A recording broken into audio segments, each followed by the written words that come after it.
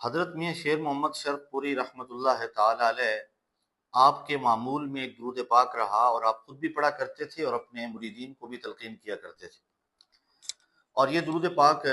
پڑھنے والے کو جہاں سکون قلب ملتا ہے وہیں پریشانیوں سے محفوظ رہتا ہے، اور نبی کریم صلی اللہ تعالی علیہ وسلم کا وہ منظور نظر اور محبوب نظر ہو جاتا ہے ایسا شخص جو یہ درود پاک پڑھتا ہے۔ اسے کہتے ہیں درود خضری۔ حضرت میاں شیر محمد شرف پوری رحمۃ اللہ تعالی علیہ خود بھی پڑھتے تھے، مریدین کو بھی تلقین فرماتے تھے،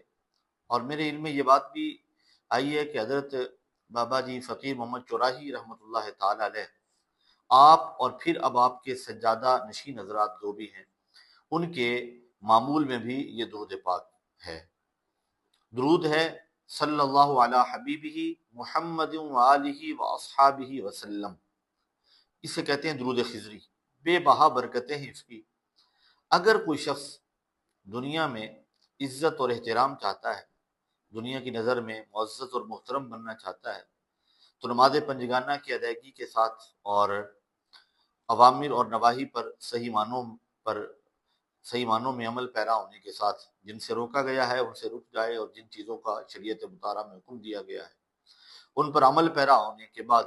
ہر نماز کے بعد اگر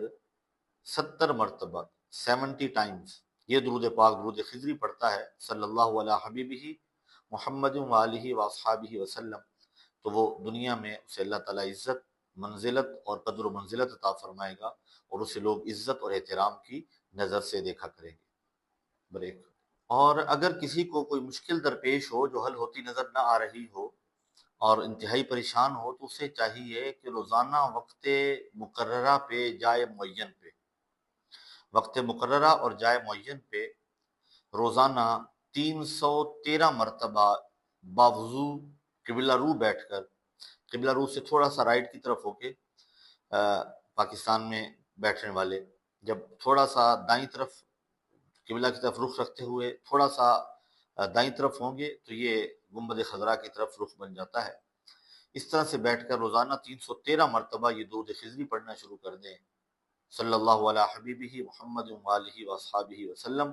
جب تک وہ پریشانی دور نہ ہو یہ پڑھنا شروع کر دیں۔ انشاءاللہ العزیز اللہ کے کرم اور فضل سے اور نبی رحمت صلی اللہ علیہ وسلم کی نگاہ رحمت سے وہ پریشانی دور ہو جائے گی۔